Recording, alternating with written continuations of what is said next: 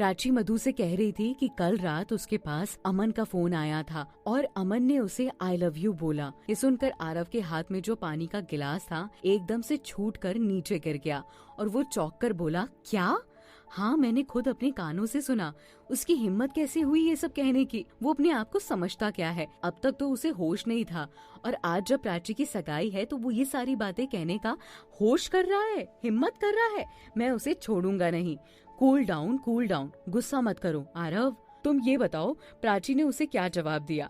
प्राची ने तो उसे कुछ नहीं कहा, पर हाँ, प्राची अमन की इस हरकत की वजह से हैरान भी है और परेशान भी। अब वो सोचने लगी है कि शायद अमन को वापस से अपना प्यार याद आ गया है और वो प्राची को अपनाना चाहता है। प्राची के मन में ये ख्याल आने भी लगा है। आरव ने हैरान होते हुए कहा, क्या करें, वो तो मोहब्बत करती है ना, बहुत ज्यादा, तो उससे तो ऐसा लगेगा ही, लेकिन वो उससे मोहब्बत नहीं करता। उसे ये बात समझनी होगी। हाँ आरव, मैं तुम्हारी बात से सहमत हूँ। मधु ने प्राची को समझा दिया है, वो समझ भी गई है। बस हमें इस बात का अंदाजा लगाना है कि अमन कैसे भी करके वहाँ ना पहुँच पाए। अगर वो वहाँ पहुँच गया तो सगाई में जरूर कोई ना कोई हड़कंप मच जाएगा। तुम इस चीज की टेंशन मत लो, मैं सब हैंडल कर लूंगा। बस तुम ये बात युग तक मत पहुंचने देना। ये कहकर आरव वहाँ से चला गया और निखिल को सारी बात बताई। तो निखिल और आरव ने अमन के वहाँ ना पहुँचने की सारी जिम्मेदारी अपने हाथों में ले ली।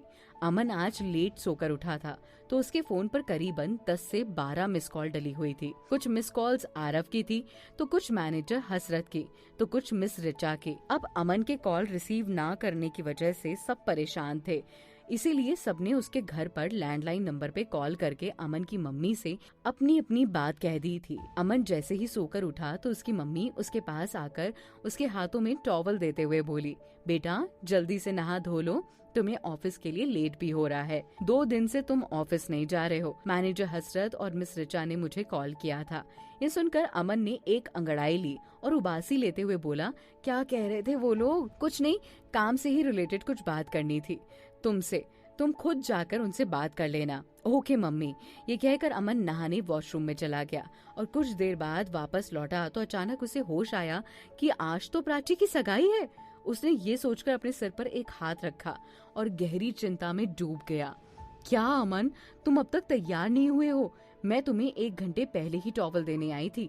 अमन की मम्मी दोबारा से उसके कमरे में आकर बोली। अरे मम्मी, हो जाऊंगा, अमन ने गुस्से में जवाब दिया।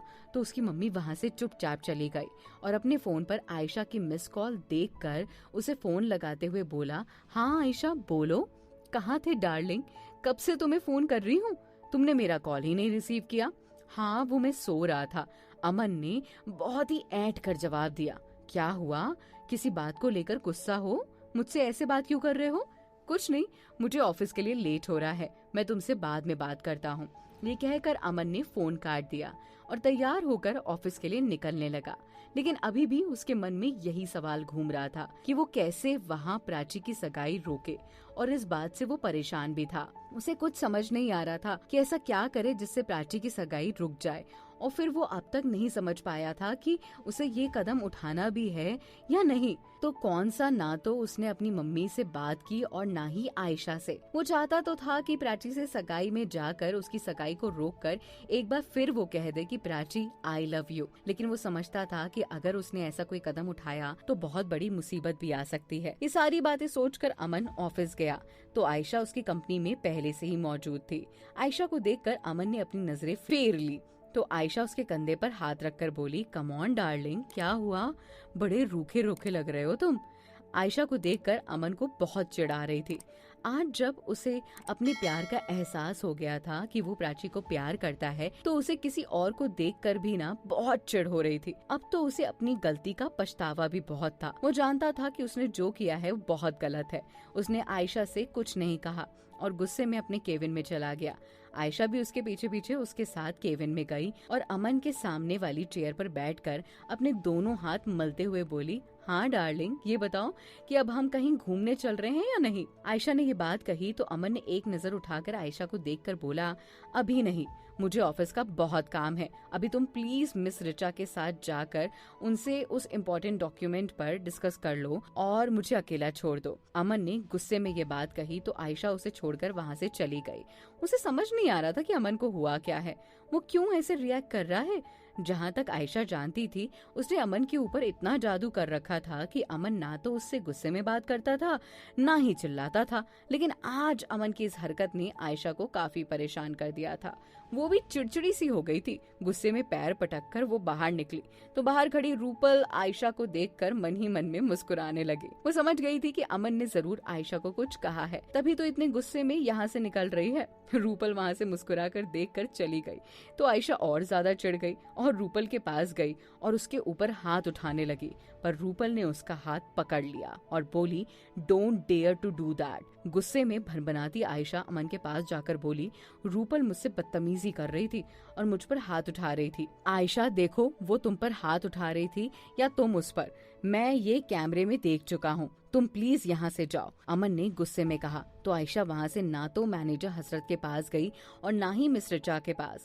वो वहाँ से पैर पटककर सीधे अपने घर पर चली गई। आयशा को गुस्से में जाते देख सब मन ही मन मुस्कुरा रहे थे। आयशा ने कंपनी में सबको बहुत परेशान कर रखा था और जब अमन उसके बस में था तो वो अमन से कहकर किसी न किसी को डेली न डेली डांट पड़वाती रहती थी। लेकिन आज जब अमन ने उसे डांट दिया तो कंपनी के सारे लोग मन ही मन मुस्कुरा रहे थे। आयशा को जाते देख रूपल मिस रिचा के पास गई और उनके हाथों में फाइल देते हुए बोली, देखा आपने, मैंने आपसे कहा था कि हमारा प्लान जरूर काम करेगा। ये सब तो ठीक है, लेकिन तुम जानती हो आयशा बहुत चालाक है, वो फिर से कोई ना कोई चाल ही चलेगी।